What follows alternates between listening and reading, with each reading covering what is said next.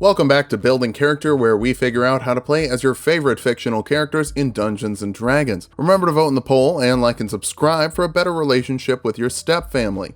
Maybe. Today we're building the leader of the Blue Lions, Dimitri from Fire Emblem Three Houses. If you haven't played that game, think of him like Scott Summers from the X-Men. Both are leaders in a hybrid school military fortress who get a little hot under the collar sometimes, and they could share a nickname. I feel like if Sakurai doesn't think that's a spoiler, then I don't have to treat it like one either. No one knows what it's like to be the bad man, to be the sad man behind blue eye. Let's start off with our goals for this build. First, we need to be a great lord. That means weapon skills and high authority. Next, we'll weaponize our anger with extra power from some anime shouting. Finally, we'll fill our weapon with some magical juice to make sure it's hitting foes in a legendary way. For stats, we're using the standard point array from the player's handbook. Roll for stats if you want, just make sure you're keeping your strength and charisma high. Strength is number 1, lances are heavy, and you can squish a face with one hand. Charisma next, leading the Blue Lions is your job because Byleth has a bad case of the mute protagonist. Also, you've got some of the most brutal threats I've ever heard. That's some serious intimidation. Constitution after that, you're pretty good at taking hits and aren't afraid to dive into the fray. Follow that up with dexterity. You don't throw on the heaviest of armor. I'm gonna say it's somewhere in the medium category. Intelligence is a little bit low. I'd like it to be higher for your historical knowledge, but we can't have everything. We'll dump wisdom. Your self-control is limited. You're kind of losing your mind and fail some pretty substantial insight checks. Also, depth perception. Dimitri is a blue lion, but he's not actually blue or a lion. If he was a Tabaxi, he would have better AC in medium armor thanks to a dex buff, and if he was Veldakin, he would be better at avoiding spells. But really, he's a human, and that's okay, because variant humans are very good. You can grab a feat of your choice. Savage Attacker lets you re-roll damage die on attacks once per round, and the comments are probably going to point out that's not really that great mathematically. But this isn't a math channel, and Dimitri isn't known for his delicacy. Bump your strength and your constitution with your 2 free points, grab history for your skill of choice, and the soldier background for athletics and intimidation proficiencies. Kick things off as a paladin to grab 2 skills from the paladin list. Religion and persuasion are helpful when you're leading the knights of a church. You get divine sense, letting you detect the presence of fiends, celestials, and undead within 60 feet of you, an amount of times per day equal to your charisma modifier. Try and keep your cool when you find out about it though. The new teacher has only known you for about a month. They might get freaked out if you talk about beating people to death with their own limbs. You also get lay on hands, a pool of healing equal to 5 times your paladin level that you can distribute as an action. Faith isn't really one of your best skills, but we'll get some more Dimitri options soon, I promise. Second level paladins get to pick a fighting style. Great weapon fighting lets you re-roll 1s and 2s on damage die with weapons you're wielding two-handed. Per a thread from Sage Advice with Jeremy Crawford, you can use Savage Attacker first, and if that roll is also a 1 or a 2, you still get to re-roll it thanks to the fighting style. You've got a lot of options to make sure you're getting those high rolls, or rather just not getting low ones. As far as weapons go, a lance is a quirky weapon that deals 1d12 piercing damage, has reach, but disadvantage on attacks against enemies that are within 5 feet of you, and you can wield it one-handed when you're mounted. But since they deal piercing damage, I'd say a glaive could also work for a red bar, which is just a heavy reach weapon that deals 1d10 slashing. You can also cast some paladin spells at this level. Bless lets you give up to 3 creatures of your choice a d4 to add to attack rolls and saving throws for a minute depending on your concentration. The range is 30 feet, which isn't huge. Think of it as the adjacency bonus. Heroism makes a creature immune to fear and gives them temporary HP equal to your charisma modifier at the start of their turns for a minute depending on your concentration. A little direct encouragement can go a long way. But really, spend your spell slots on divine smites. This adds 2d8 radiant damage to 1 weapon attack and an extra d8 radiant damage to fiends and undead. Even better, this damage doesn't break your weapons like it does in the game. Unless your DM has introduced some homebrew stuff, but I can't really imagine why painstakingly measuring weapon durability would make games more fun for anyone,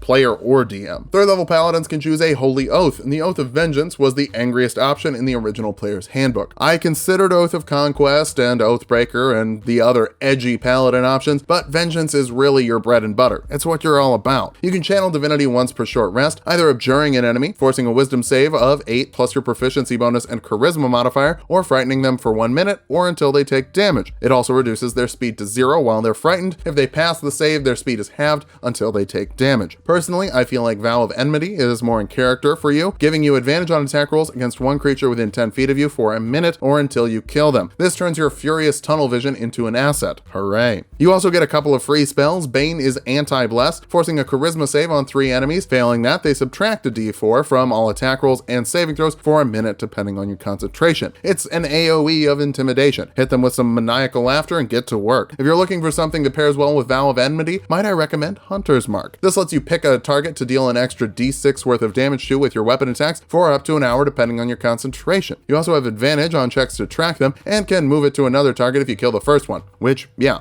you're already dealing extra damage with smites and rolling till you get the damage you want. An hour is more than enough time for some murder. 4th level Paladins get an ability score improvement, and if you want to crush the faces of your enemies, you're gonna need strength, so I'd invest in that. 5th level Paladins get an extra attack, letting you attack twice with your action instead of once. With Hunter's Mark, that's an extra 2d6, which is the same damage as a greatsword. That's why they call you a Great Lord. Bars. You also get 2nd level spells. Magic Weapon can be nice to make your attacks with a weapon magical in terms of overcoming resistances, and giving you +1 to attack and damage rolls. Magical Lances make revenge easier. Fun fact. Now that we've got some extra oomph on our spear attacks, it's time we learn how to lead our house with proper authority. In my mind, the best way to do that is with Fighter. 1st level fighters can grab a fighting style, superior technique from the class feature variants Unearthed Arcana, which is free online if you Google that, lets you pick a Battle Master maneuver. Commander's Strike lets you skip one of your attacks to use a bonus action to command an ally to attack in your place. They get to add your superiority die, which is currently a d6, to the damage roll. Your attacks are pretty great, so it could be a gambit to use this. Get in a gambit?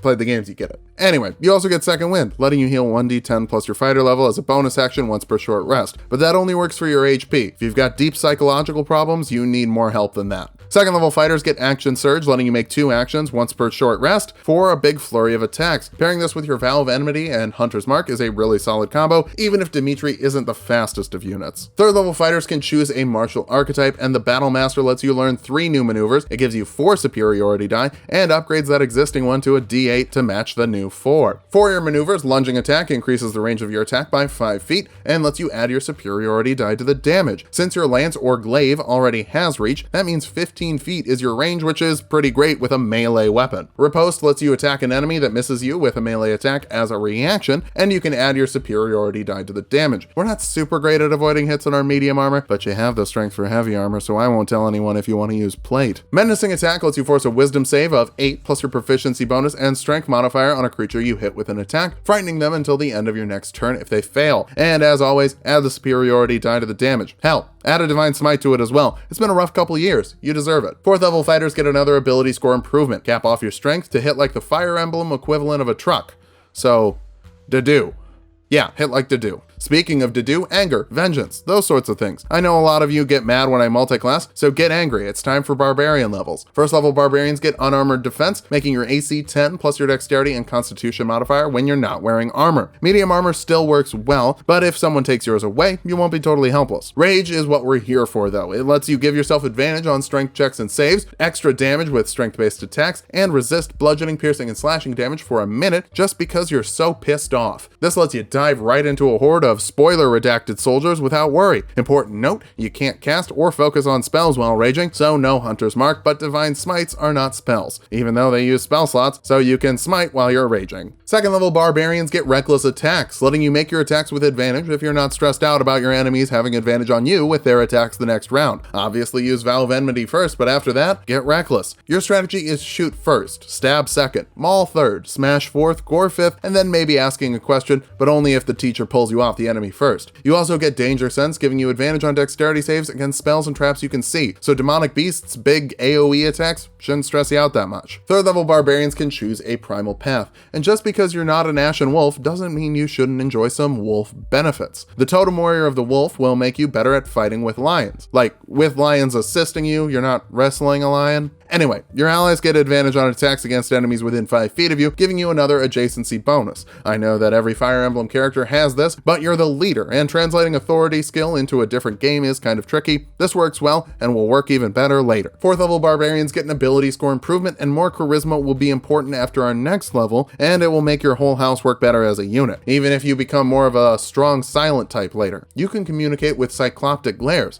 That's true leadership. Back over to Paladin now. 6th level Paladins get Aura of Protection, letting you and all your friends add your Charisma modifier to their saving throws while they're standing within 10 feet of you. Like I said, this pairs well with that wolf totem. Keep your friends close and you'll be much happier. It also helps when you're fighting. 7th level Vengeance Paladins get Relentless Avenger, meaning that when you hit enemies with an opportunity attack, you can move half your movement speed as well to chase them down. Between this and your massive reach, you're a nightmare to run away from, and kind of a nightmare to be around, but that's a separate issue. 8th level Paladins get another ability score improvement. I'm going to advocate for more Constitution. You've already eliminated all negative penalties on your saving throws with your Charisma, but if you want more, I can't stop you. Keep in mind, bumping your Constitution raises your HP retroactively, so you're getting plus 16 at this level, not plus 1. 9th level Paladins can learn 3rd level spells. I'm not really into any of these for playing to character, but Vengeance Paladins get Haste, which is my favorite spell, so I can't stop myself from talking about it. It doubles the movement speed, adds 2 to the AC, gives advantage on dexterity saves,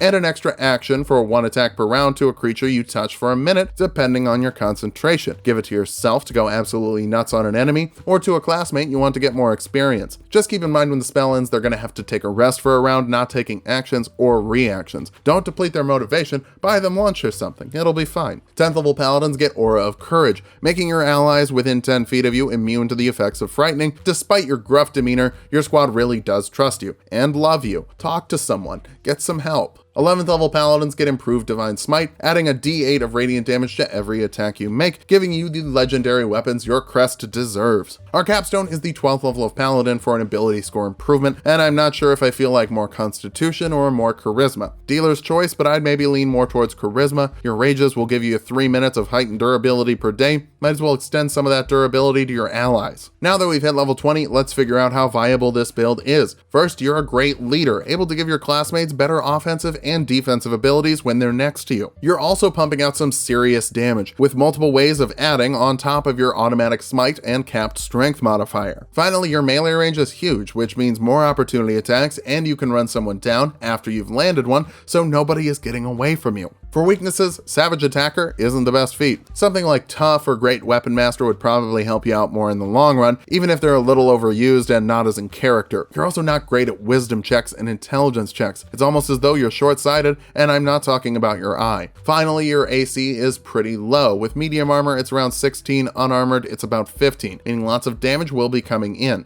But you don't care if you die, so hit the YOLO button and get your revenge on. Just remember what they say about revenge. An eye for an eye digs 2 graves.